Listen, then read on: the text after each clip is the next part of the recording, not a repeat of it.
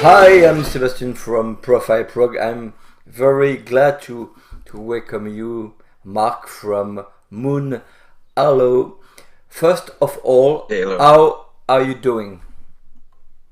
I'm doing fine, thank you. Yes, I'm all. I wasn't very well last week, but I'm all recovered and yes, feeling fine, thank you. Before talking about your brand new album, I would like to look back and mention Chroma, your first and last album. Yeah, Um, yeah. in which circumstances did you record it? What was your goal and ambition initially? Well, I got together with Ian, Ian Jennings, who plays keyboards. I've known Ian for probably about 30 years, I think, and we've written songs together in the past. And I wanted, um, since the demise of my original band, River Sea, I wanted something new and wanted something that we could possibly play live as well. So I got in touch with Ian and asked him if he'd be interested in forming a band together and doing an album and seeing how it goes. And he said yes immediately, which is really nice. So how we recorded was the majority of the songs were the music was done first by Ian. Ian would write all the music and send them over as like an instrumental that then I would then listen to and jam to and add a harmony and a lyric to the so basically make an instrumental into a song was my job. And so yeah, our aim to begin with was just to create as best an album as we could, really. And I think we wrote about 20 songs, and we ended using 13, I think, on the album. So yeah, that was it. Was just to write some songs together and see if see what it'd sound like. And I think we both really liked how eclectic it was and how different it was. And yeah, that was it, really. Of course, due to the COVID situation, it must have been difficult to promote this album, I guess. Yeah, the first album, yeah, because that came out in January 2020, and obviously everything went wrong in March 2020, didn't it? So yeah, we didn't get a chance to play live. We didn't get a chance to do much beyond just appealing to our existing fan bases that we already had. You know, me via Riversea and via my solo things, and Ian via mostly Autumn. Really, it was just getting to those people and letting them know that we had something else out and together. And that's always the trick. It's quite difficult, really. But the proof of the pudding is always in the listening to an album and if people enjoy it or not. And I think with the first album, I know I was initially worried that it'd be too diverse for people, it'd be too too many different styles really, because it's quite all over the place style wise. But I think people seem to enjoy that because no two songs are the same, and that's what I like about it myself, you know. And the second album in that same way. But promotion wise, no, we've not really had a chance to do anything really. To be honest, we sent a few CDs out and then just word of mouth and reviews are the things that have helped us a lot really. But promotion wise, yeah, it's been difficult. It's been a difficult time, hasn't it? But perhaps it brought you the energy and motivation to release together again. Oh yeah, definitely. The thing was together again. I mean, me and Ian wrote separately anyway. In a way, we did on the first time we did get together a couple of afternoons and have a little jam around and play with things. But the majority of the time, as I said before, he would send me the music over pre-recorded, and then I would add my vocal and a harmony to everything. And so we were used to working separately and not together.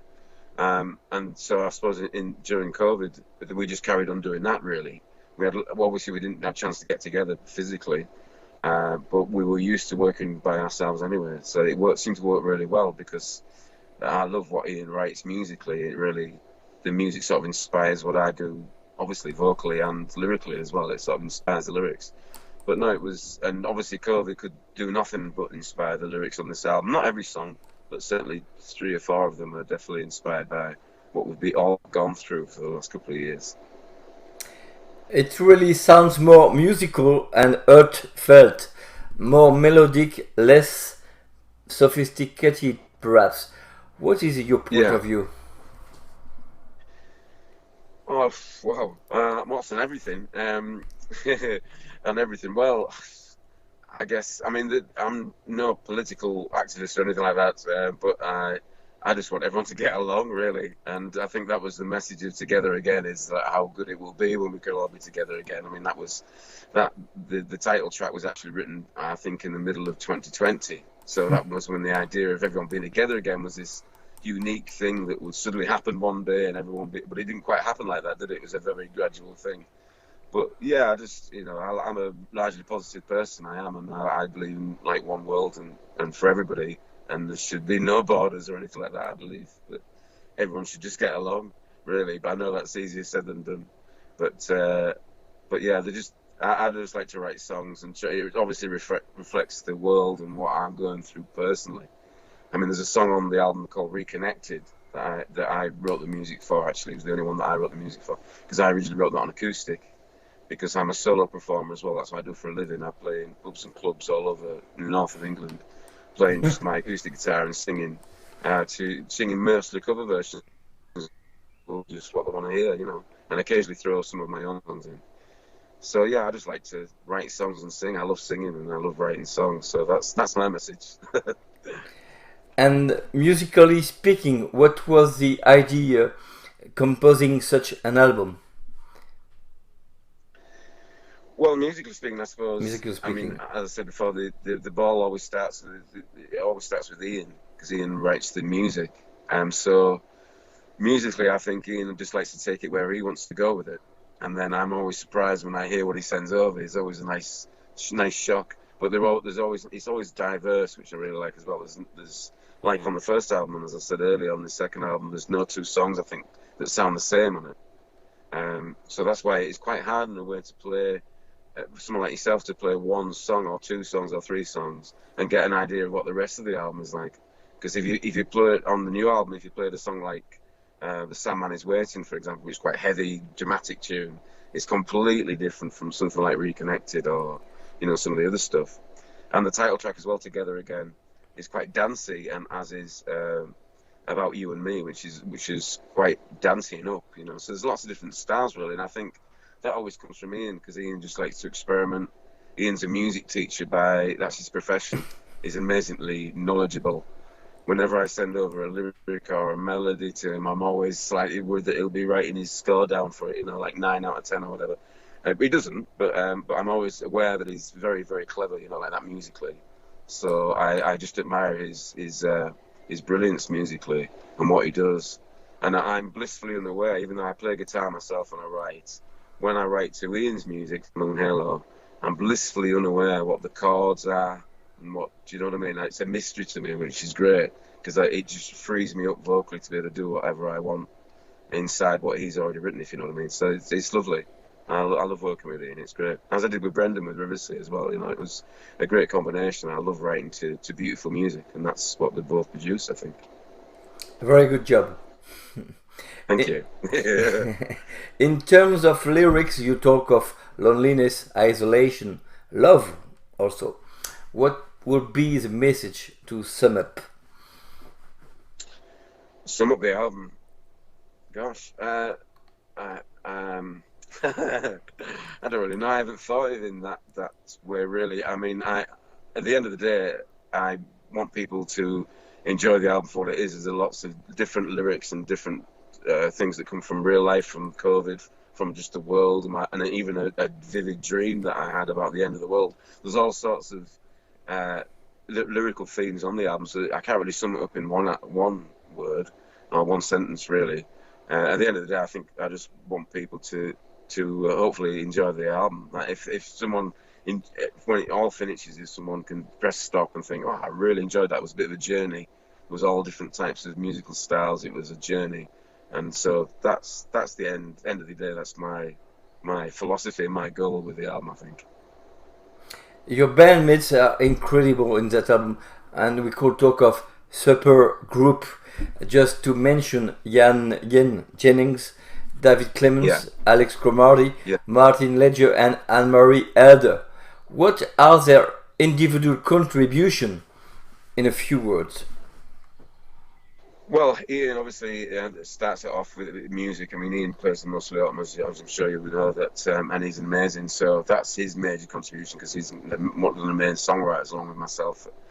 Dave is a really important part. He plays bass, but he also is the sort of engineer of the sound because he's got his own studio where we go and mix there. So Dave's very much the ears of the band in a way, especially production wise. He does a great job. Well, we all sort of work together like that. It's very much a trio of combination because we all make notes on the mixes and we all get involved because we all like, to get involved, and we work great together. So Dave's contribution is massive. Dave also wrote the music and most of the lyrics for a song called Wasteland from the new album, and Dave wrote the music for it as well. He's an incredible bass player, world class, absolute world class. You could put him in any band and he would be able to play with that band. He's that sort of musician, incredible. Alex Chroma I've known for quite a while. He used to drum with my band Gabriel back in the early 2000s, and he's an amazing drummer. He's got lots of energy. He's a really great guy to be around. He excites you when he plays. He's got a wonderful flair. And because we sent in the songs, were all recorded to a drum pattern program, if you like, to begin with as a demo.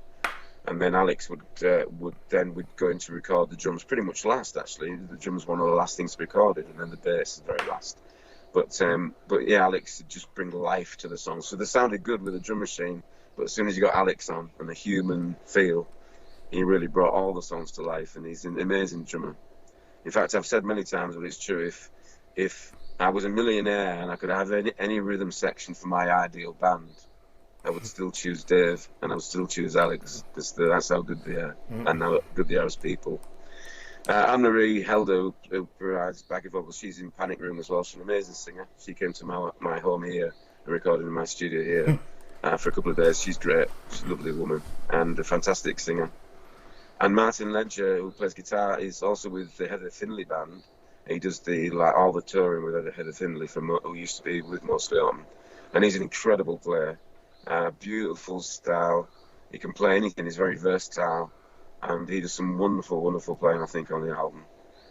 So yeah, I can't say enough for all of them. They're a great band, all of them. And it's a pleasure. I hope we get to play live one day. I hope that's the thing I look forward to, is actually playing in front of a crowd these songs and doing like a best of both albums. A nice set of the best of songs from each album. I can't wait to do that. So I hope we do that one day. You form the perfect combination. Thank you. Cheers. Right. Well. Martin and Dave play together in another band. They gig together already, so they've got great chemistry to them. Alex, as I said, played with bands with him before, and so has Ian, because Alex was in Mostly Autumn a few years ago. So, and Ian's obviously great. So even if we do play live, I don't think it'd take much rehearsing because everyone knows what they're doing, So I'm hoping that we can make it happen, definitely. And the sound is also remarkable. How did it record it?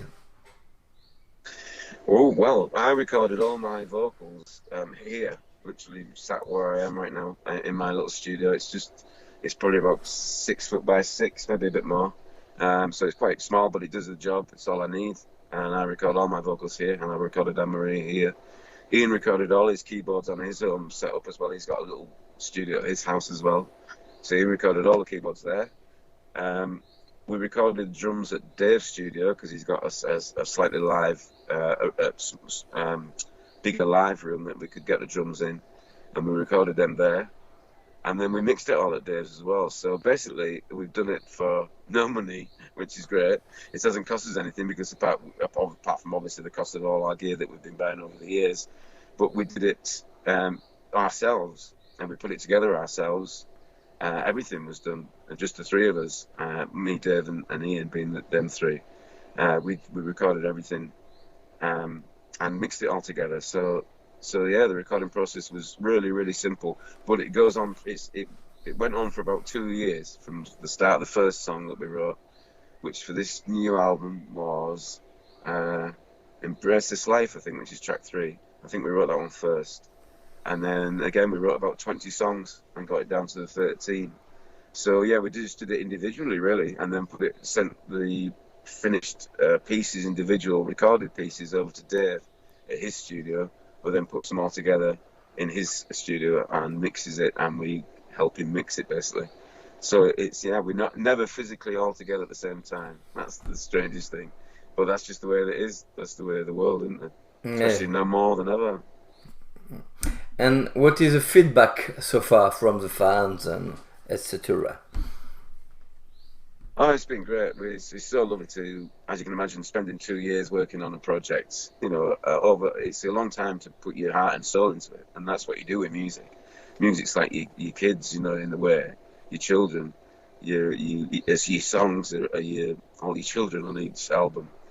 But the feedback's been great. Yeah, everyone's sort of really been really positive about it, and a lot of people said they can't wait to hear it live and all this sort of thing. But yeah, it's been lovely. It's like the first album. People, I've been enjoying it. It's just trying to find your crowd. I think the more plays we get, and the more our songs get played on shows like yourself and different places, then the more people will hear us. Because that's the thing, is getting heard. People have got to hear you, haven't they, before they enjoy what you do. So I hope that people will hear us on podcasts or radio stations, and we prick their ears up a little bit, maybe something in our sound that people like. I hope that's what happens. So yeah, but so far the feedback's been great. So we've had it out since, I think it came out in mid-March, I think, and yeah, it's been really good, really good. What will be your plans for the future? Well, I hope, as I say, that we get to play it live. I mean, that'd be the dream.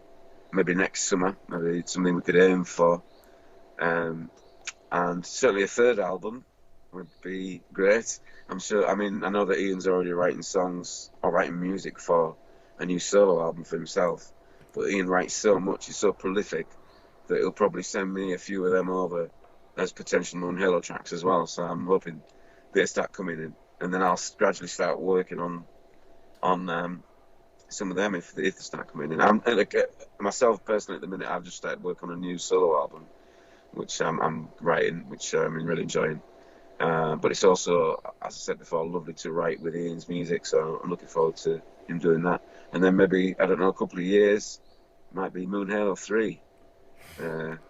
Let's have another go, whatever it's going to be called. I don't know. But yeah, I hope that Moon Halo 3 is a couple of years away, and I hope that that our live work as well will happen one day, and we can get out to all over the world, in France and everywhere. That'd be great. The dream would be to come and do some festivals, definitely in France, and wherever, Germany and wherever would have us and would want us, we'd love to go and play, definitely. Thank you, Marc, for your answer. I used to end my interviews with short questions. Will you play the game? Right. One question. First question. I'll do my best. The band you will have loved to play with. One band. Oh gosh. In your existence. Oh wow. Marillion. I want Steve Hogarth's job. Basically, that's what's happening. Yeah, so Marillion. Yeah. Very good choice. Thank you. And the song you will have loved to compose. One song. Bohemian Rhapsody would be the song that I would love to be mine if I'd written that. Is that what you meant? Someone else's song? Excellent choice too. Thank you. Yeah. Thank you very much, Marc, for your kindness answer. And thank you also again for your brand new album, which is very, very good. I wish you all the best for the future festivals, open air, concerts. Thank you once again. Thank you. Bye bye. Thank you very much. Thank you, Seb. Thank you.